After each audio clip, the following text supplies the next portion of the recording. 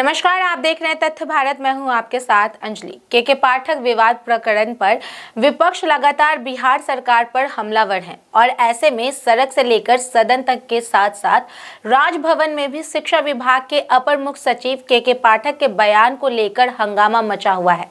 इस पूरे मामले पर बिहार सरकार के मंत्री अशोक चौधरी ने कहा कि माननीय सभापति महोदय ने हाउस में कहा कि शिक्षा मंत्री भी रहेंगे और उस क्लिप को देखा जाएगा, उसको समझा जाएगा, तो आप सभापति को निर्णय करने दीजिए। विधान परिषद में इसको लेकर प्रश्न उठाया गया था। सभापति ने उस पर कहा कि संज्ञान लिया गया है। वहीं मीडिया ने बिहार सरकार के मंत्री अशोक चौधरी से सवाल किया कि के पाठक के ईमानदारी पर भी सवाल खड़े हो रहे हैं।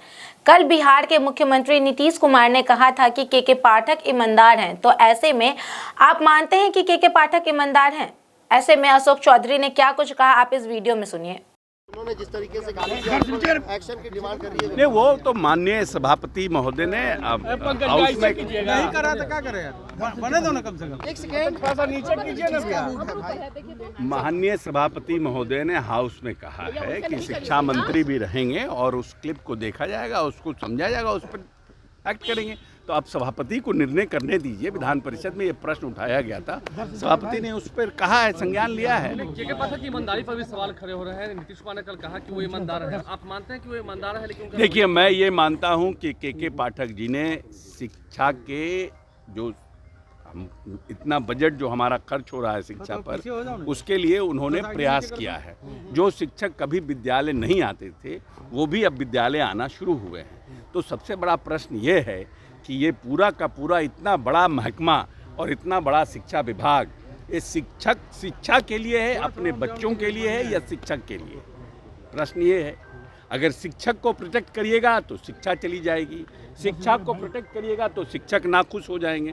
तो ये बात वहाँ पर है। लेकिन के पाठक के कार्यप्रणाली और कार्यशैली से आज गांव देहात में जाइएगा तो लोग कहते हैं कि जो शिक्षक कभी नहीं आते थे वो भी आना शुरू हुए हैं। राजभवन से जो टकराव की स्थिति बन गई है, वीसी की बैठक उन्होंने बुलाया, राजभवन ने मना कर दिया, फिर उन्होंने डेट चेंज किया, राजभवन ने मना कर दिया।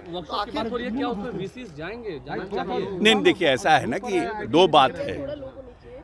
शिक्षा विभाग उच्च शिक्षा में, हायर एजुकेशन में, यूनिवर्सिटीज़ में महामहिम राज्यपाल सर्वोपरि एडमिनिस्ट्रेटिव पॉइंट ऑफ व्यू से अंतिम निर्णय महामहिम राज्यपाल का है। इसमें कहीं कोई कंट्रोवर्सी नहीं है।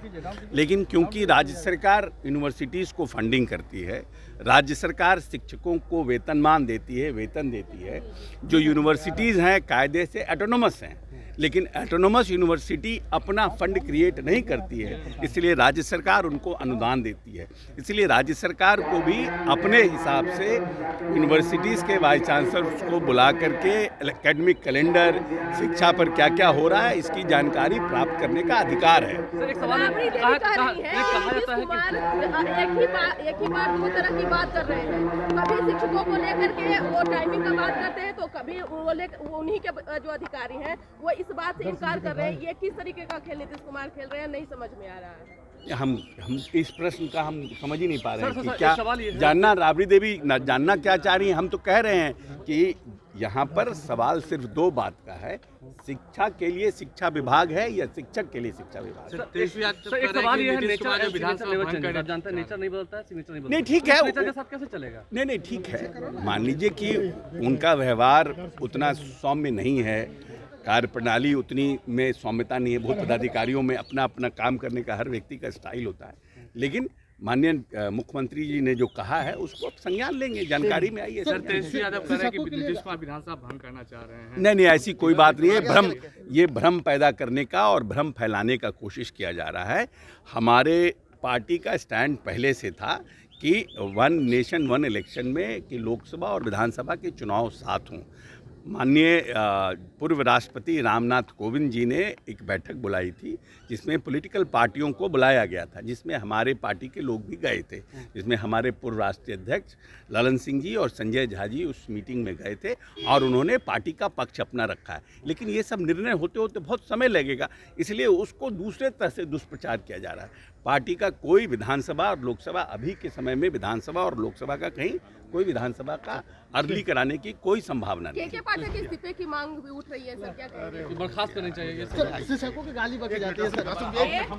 तो आपने सुना कि अशोक चौधरी ने कहा कि के पाठक ने शिक्षा के बजट पर जो खर्च हो रहे हैं उसके लिए उन्होंने प्रयास किया है। जो शिक्षक पहले विद्यालय नहीं आते थे वह भी अब विद्यालय आना शुरू कर दिया है। तो सबसे बड़ा सवाल यह है कि पूरा शिक्षा महकमा और इतना बड़ा शिक्षा विभाग शिक्षा के लिए, शिक्षक के लिए, बच्चों के लिए, यदि आप शिक्षक को प्रोटेक्ट कीजिएगा तो शिक्षा नहीं चलेगी। शिक्षा को प्रोटेक्ट कीजिएगा तो शिक्षक नाखुश ही रहेंगे। इस खबर में बस इतना ही। ऐसी खबरों की जानकारी के लिए जुड़े रहे हमारे साथ और देखते रहे तथ्य भारत। धन्यवाद।